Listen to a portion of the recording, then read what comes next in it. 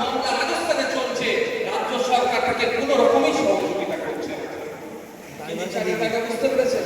আমরা এই মঞ্চ থেকে আজকে দাবি করছি, ভিন্ন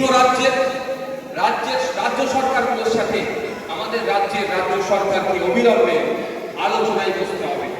আমাদের শ্রমিকদের নিরাপত্তার ব্যবস্থা সেখানকার রাজ্যে যাতে করে তার দায়িত্ব ওই রাজ্যকে করে নিতে হবে, এই আলোচনায় বসতে হবে।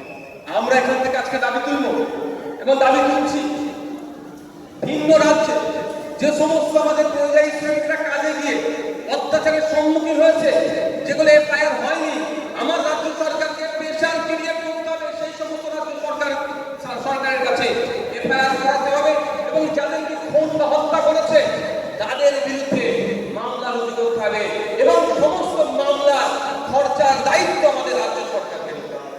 কারণ এখানে আপনার মেয়েকে ৬,০০০ টাকা মাইনে চাকরি দিচ্ছে, আপনার মেয়ে, ওনার মেয়ে কি তার মামলা চালাতে পারবে?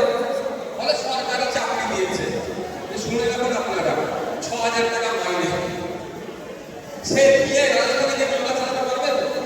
এই দায়িত্বটা কাকে নিতে হবে? আমাদের রাজ্য সরকারকে নিতে হবে।